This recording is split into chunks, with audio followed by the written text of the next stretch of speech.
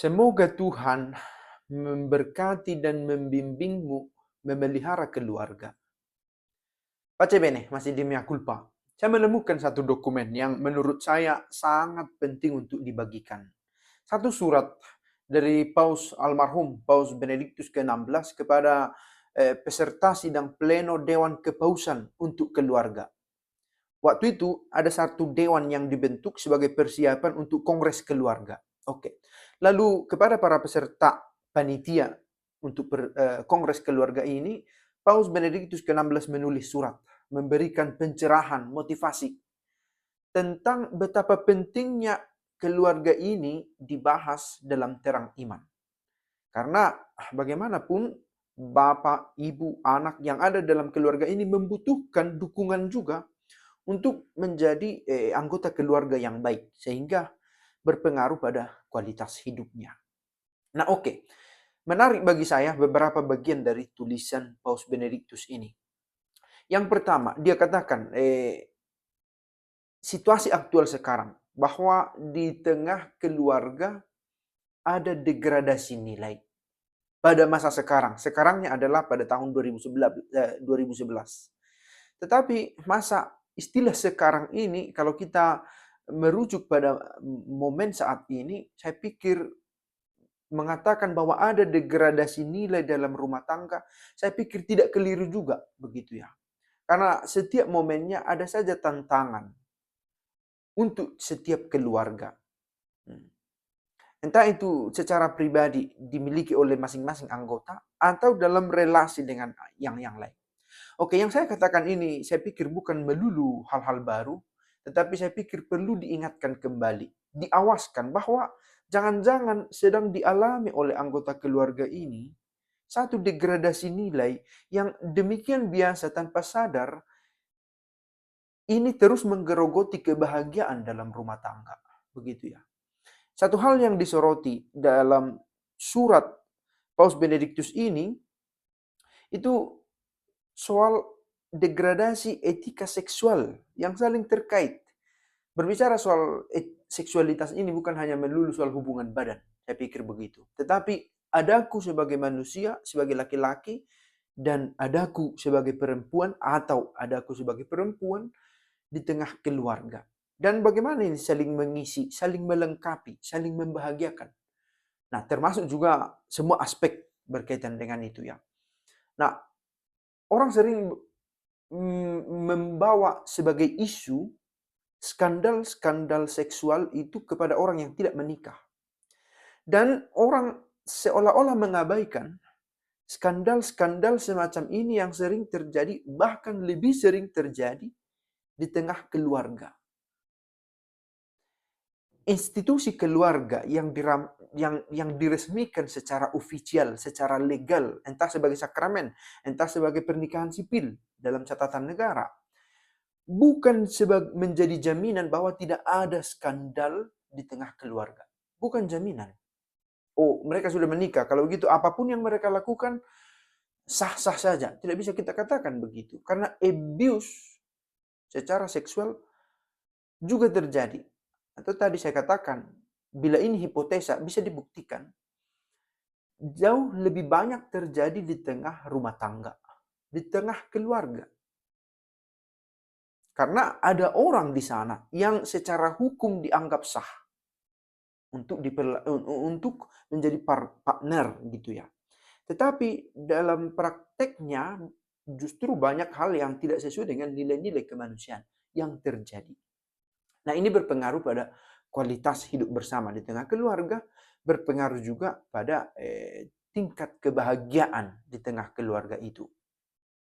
Nah, menariknya Paus Benediktus menyoroti bahwa entah kamu menikah, membentuk keluarga, entah kamu menjadi sendiri, menghidupi imamat panggilanmu, dua-dua ini sama-sama perlu dalam pewartaan. Kamu menjalani tugasmu sebagai orang Kristen, entah sebagai imam, entah sebagai seorang pemimpin keluarga. Dua-duanya. Dikatakan yang kamu temukan dalam hidup berkeluarga bukan bahwa Allah mengasihimu, Bukan hanya itu, tetapi kamu juga perlu mengkomunikasikan kasih itu kepada sesama. Itulah yang berkaitan tentang keluarga. Bukan hanya berkata, oh terima kasih saya sudah mendapat ini. Tetapi juga berkata, oke, apa yang saya temukan ini, apa yang saya alami ini, saya bagikan juga kepada orang lain. Nah, untuk saya menarik juga bahwa Paus Benediktus ke-16 mengutip salah satu pernyataan dari Santo Agustinus yang ditulisnya di De Trinitate, immo vero vides Trinitatem, si caritatem vides. Sungguh engkau melihat Allah Trinitas itu kalau kamu melihat cinta kasih. Kalau kamu melihat karitas di tengah keluargamu. Gitu ya.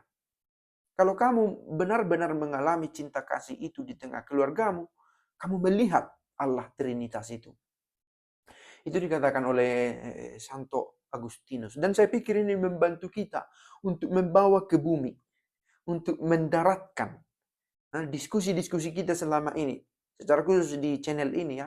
Saya senang mengajak para penonton untuk berpikir tentang Trinitas, tentang sejarah gereja, tentang pemikiran bapak-bapak gereja. Tetapi ada gap antara pemikiran ini dengan situasi aktual di dalam rumah. Nah, apa yang dikatakan Agustinus ini membantu kita supaya menemukan jembatan antara topik-topik yang kita bahas tentang teologi relevan dengan hidup berkeluarga. Kalau hidup berkeluargamu penuh dengan cinta kasih, maka hidup berkeluargamu itu dekat dengan Allah Tritunggal. Immo vero vides Trinitatem, si caritatem vides. Sungguh engkau itu melihat Allah Trinitas bila engkau melihat cinta kasih. Keluarga adalah tempat mendasar di mana Anda hidup dan dididik dalam kasih dan dalam cinta Allah. Oke, lalu dikatakan bahwa keluarga itu adalah tempat manusiawi untuk mengalami Allah itu. Kita bisa merefleksikan tentang Allah di beberapa tempat di gedung, oke? Di diskusi-diskusi. Tetapi tempat paling manusiawi mengalami Allah yang hidup, mengalami Allah yang mengasihi dan menyelamatkan, itu adalah di keluarga. Karena di keluarga kita menemukan keaslian hidup kita dengan orang lain. Hal yang paling fundamental dan natural tentang hidup kita temukan di tengah keluarga. Kalau ada yang berkata, oh pastor, kamu tidak usah banyak berbicara tentang keluarga, sebab kamilah yang menghidupi keluarga itu. Saya pikir itu bukan hal yang bisa diterima begitu saja. Karena seorang pastor itu lahir dari tengah keluarga. Gitu ya. Pengalaman berkeluarga bukan hanya milik mereka yang menikah. Bukan hanya milik mereka ayah dan ibu, tetapi milik ayah, ibu, dan anak. Dan setiap pastor atau siapapun yang bila pun tidak menikah, dia adalah anak dari satu keluarga. Maka refleksi tentang keluarga adalah milik kita bersama yang hidup ini. Gitu ya.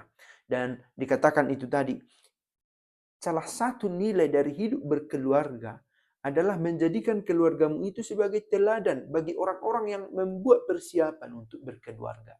Itulah salah satu buah dari perkeluargaanmu itu. Bahwa kamu menjadi satu exemplo, satu teladan, contoh yang dilihat oleh orang-orang yang akan menikah, yang mempersiapkan dirinya untuk hidup dalam keluarga. Tuhan memberkati keluargamu, merawatmu dalam sukacita dan juga tantangan-tantangan yang mungkin kamu alami dalam perjalanan merawat keluarga.